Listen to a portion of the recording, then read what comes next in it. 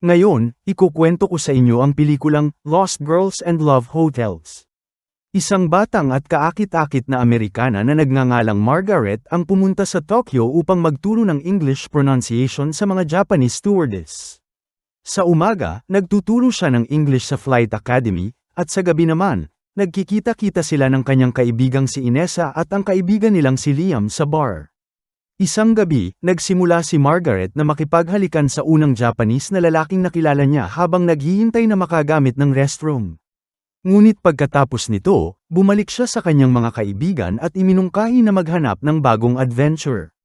Naiwan mag-isa kasama si Margaret, sinubukan ni Liam na ipahiwatig na maaari silang mag-enjoy na magkasama. Ngunit tinanggihan siya ni Margaret at sinabing parang kapatid lang ang turing niya rito. Sa kalye, isang kotse ang tumigil sa tabi ni Margaret. Ang lalaking nagmamaneho ay tumingin ng matagal kay Margaret at saka umalis. Biglang sinabi ng babae sa kanyang mga kaibigan na kailangan na niyang pumunta sa hotel kung saan siya umuupa ng kwarto.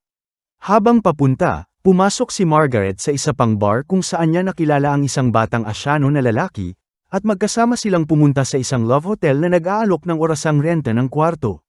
Tinanggal ni Margaret ang sinturon ng kanyang bagong kaibigan, at isinabat ito sa kanyang leeg at hiniling sa Asyano na higpitan ang sinturon. Nang marinig ang pag-ubo ng babae, binitiwan ng lalaki ang sinturon dahil hindi niya kaya itong ituloy. Kinaumagahan, nagmamadaling pumunta si Margaret sa klase ngunit na-late siya ng kaunti. Sinabi ng kanyang mentor na tila alam na ang nangyari, na magpahinga siya dahil mukhang may sipon siya. Habang pauwi, dumaan si Margaret sa isang bookstore kung saan niya muling nakilala si Kazuo, ang lalaking huminto sa tabi niya gamit ang kotse noong nakaraang araw. Nang tanungin niya kung ano ang hinahanap nito, tinitigan lang siya ng Japanese at umalis. Sinundan siya ni Margaret, at dumating sila sa love hotel kung saan humiling si Margaret na atali ang kanyang mga kamay. Nahihiya si Kazuo ngunit sumunod pa rin sa kahilingan ng babae. Pagkatapos ng kanilang pagiging malapit, pumunta si Margaret sa banyo, ngunit paglabas niya, wala na ang lalaki. Sa pagdilim ng gabi, muling nakipagkita ang babae sa kanyang mga kaibigan na, sa kanyang masayang mga mata. Napansin na natikman na ni Margaret ang Judge's Pepper. Kinabukasan pagkatapos ng klase, anabangan ni Kazuo si Margaret at inalok siyang mag-lunch ng magkasama. Dumating ang magkasintahan sa isang magarang restaurant, ngunit bago pumasok, hinubad ni Kazuo ang kanyang sapatos upang takpan ang kanyang sagradong medyas. Sinabi ni Margaret na pumunta na lang sila sa ibang lugar. Nagkaroon sila ng masayang pag-uusap hanggang sa hindi sinasadyang mabunggo sila ng isang matandang Japanese. Hindi na bahala ang babae dito, ngunit nanatiling tensyonado si Kazuo. Nang pumunta si Margaret sa restroom, nilapitan ni Kazuo ang mesa kung saan nakaupo ang parehong matandang Asian. Pagbalik sa mesa, napansin ni Margaret na wala na ang maingay na grupo na nakaupo sa katabing mesa. Pagkatapos kumain ng kaunti, bumalik sila sa love hotel. Matapos ang kanilang pagsasama, inamin ni Kazuo na may fiancé na siya at malapit na silang ikasal, na ikinalungkot ni Margaret. Pagkatapos mag-empake ng kanyang mga gamit, umuwi na ang babae. Kinaumagahan, hirap siyang bumangon matapos ang nakaraang gabi kung saan pumunta siya sa nightclub kasama ang kanyang kaibigang si Inessa. Sa academy, may huling klase si Margaret bago kumuha ng exams ang mga flight attendant. Isa sa kanyang mga estudyante ang nag-abot ng isang regalo na balot ng libro. Ito ay ang Kama Sutra na may kasamang business card ng Love Hotel mula kay Kazuo. Muling nakipagkita si Margaret kay Kazuo at tinanong kung may naputol na daliri siya dahil sa mga tattoo sa kanyang katawan na may kaugnayan sa kriminalidad. Ipinaliwanag ng lalaki na ang pagputol ng daliri ay ginagawa ng mga nagkamali. Tuwing makikita niya ang hiwa, maaalala niya ang kanyang nagawang kasalanan. Bigla namang naisip ni Margaret kung mahal ba ni Kazuo ang kanyang magiging asawa. Ayon sa kanya, nararamdaman niya ang debosyon ngunit hindi ito pag-ibig sa karaniwang pakahulugan. Gayunpaman, sa mundong ito, hindi maaaring mag-isa. Sa pagdilim ng gabi, pumunta si Margaret sa nightclub upang makipagkita muli sa kanyang mga kaibigan. Ipinakilala ni Liam ang mga babae sa kanyang kaibigang si Luis, na hindi pa naikwento ni Margaret o Inessa noon.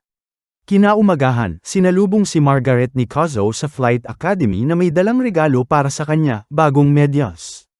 Inanyayahan siya ng lalaki na sumakay sa tren. Mayroon sanang pronunciation exams ang kanyang mga estudyante. Ngunit pumayag si Margaret na sumama. Sa zoo, dinala siya ni Kazuo sa isang templo ng Buddha kung saan ayon sa alamat, maaaring magbagong buhay ang isang tao. Paglabas sa templo, sinabi ni Kazuo na kaarawan ngayon ni Margaret. Bumalik sa Tokyo ang dalawa na pagod. Nakatulog si Margaret sa tren, at paggising niya, wala na si Kazuo. Kinabukasan, nalaman ng babae na may nahanap ng kapalit para sa kanya ang Flight Academy. Inabot ni Nakamura ang kanyang huling sweldo. Sinubukan ni Margaret na magpaliwanag. Ngunit ayaw nang makinig ng kanyang mentor. Pagkatapos mag-impake ng kanyang mga gamit, naglakad siya palabas at tahimik na nagpaalam sa babaeng Japanese na sumunod sa kanya at sinabing mamimiss siya. Nakipagkita si Margaret kay Inessa, na inamin na aalis na rin siya ng Japan. Naiwang mag-isa, naghanap ng mga bagong karelasyon si Margaret upang maibsan ang sakit sa loob. Isang araw, habang naglalakad sa lungsod, aksidenteng nakita ni Margaret si Kazuo. Nakita ng lalaki ang kanyang fiancé at inihatid ito bago pumunta sa hotel. Sinundan siya ni Margaret, ngunit pagdating doon, nawala siya. Sinimulan niyang katukin ang mga kwarto at tawagin si Kazuo. Nakita ito sa mga security cameras, kaya hinayla siya ng lalaki papunta sa security room. Inamin ni Margaret ang kanyang pagmamahal para sa kanya. Hindi napigilan, hinalikan siya ni Kazuo, at nagtalik sila mismo sa security room. Pagbalik sa kanyang kwarto, natagpuan ni Margaret ang isang eviction notice. Wala nang ibang opsyon, kaya nagpa siya siyang magtrabaho sa isang brothel. Sa kanyang unang shift, dapat sana niyang pagsilbihan ang mayayamang Japanese kasama ang ibang mga babae, ngunit nalasing si Margaret at nakatulog sa restroom. Sa matinding kawalan ng pag-asa, nanigarilyo siya sa labas at nakita siya ni Luis, ang kasintahan ni Liam. Sinabi ni Luis na na-deport si Liam mula sa Japan dahil sa expired na visa. Nakita ang depresyon ni Margaret, kaya inanyayahan siyang kumain ni Luis. Sa gabi, naglakad-lakad ulit si Margaret sa lungsod. Sinundan siya ng isang matandang Asian na lalaki na sinubukan niyang takasan sa subway.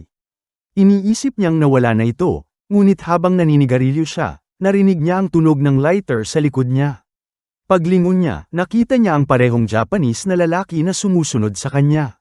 Pumunta sila sa Love Hotel, at tila hindi na nagulat ang Asian na lalaki sa BDSM tendencies ni Margaret. Sa halip, iniutos niya na maghubad ito at pagkatapos ay itinali siya sa kama. Sinabi ng lalaki na ang kanyang mga aktibidad ay hindi siya ginagawang espesyal, at habang nakaupo sa tabi niya sa kama, idineklara na maaari niya siyang patayin ngayon. Nakiusap si Margaret na wakasan na ito agad. Sa mga sandaling yun, sumugod si Kazuo sa kwarto at pinalaya si Margaret. Isang daliri ang wala sa kanang kamay ni Kazuo, tanda ng kanyang pagsisisi sa kanyang fiancé. Umalis si Margaret sa Japan. Mula sa eroplano, tinawagan niya si Kazuo at sinabi na nararamdaman niyang muli siyang isinilang. Sumagot si Kazuo na natutuwa siyang marinig yun. Paglingon ni Margaret, nakita niya ang flight attendant, isang Japanese na babae mula sa grupong tinuruan niya ng English. Nagkangitian sila bilang pagkilala sa isa't isa. Ito na ang pagtatapos ng pelikula.